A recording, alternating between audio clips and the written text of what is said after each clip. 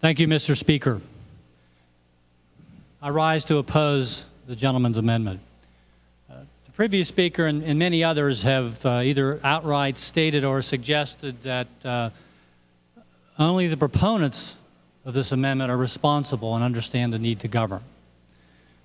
And I would ask you this: if we're being responsible, we need to have a responsible process. The first thing that responsible process would do would be to consider and account for our present spending. We spend about, what, $6 billion or more a year on roads and bridges. We would have an accounting as to determine, is that being used wisely and well, and how is it being used? Can it be used better? Secondly, we would demonstrate the need for a $2.3 billion increase. Now, I don't know why that number was chosen. I don't know why it wasn't $500 million or $1 billion or $4 billion. That has not been demonstrated. In fact, the question, publicly as far as I'm concerned, hasn't even been asked. And most importantly, and the thing we never do, is we don't consider the impact of removing that $2.3 billion from the private economy. Now, our business friends are very quick to tell us that increases in business taxes discourage economic growth and job creation. Now, isn't it interesting, those same people very often don't believe that an increase in the gasoline tax will discourage economic growth and job creation. I think we need to ask why that inconsistency.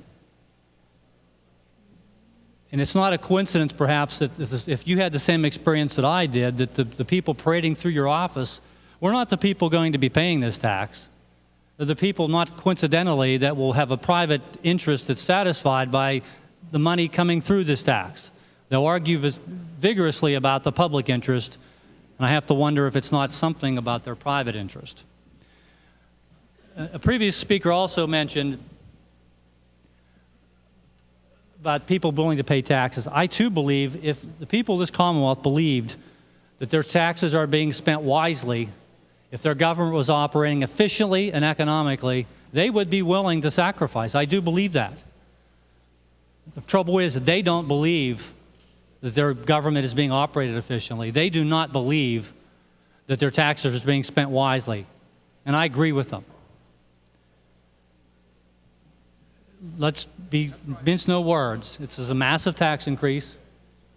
And if you vote for it, just understand that's what it is, and that's what the people of this Commonwealth will understand it to be.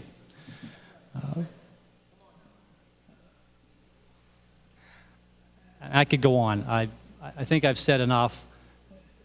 Look at this. Look at the people. Another speaker, one last thing, mentioned, look who you'll be hurting. And I would say, absolutely, look at that. Who does this hurt the most? It hurts the guy working at Walmart, perhaps working 2 jobs to make ends meet, that 28 cents a gallon is a lot of money for him. It's the college student that has to drive to college. I would ask you exactly what the gentleman said. Look at the people this will hurt. Look at what it will do to the private economy. It will discourage job creation. It will discourage economic development. And if we don't believe that, we don't believe it when our business allies tell that about business taxes. So I would urge the members on both sides of the aisle to vote no. Thank you.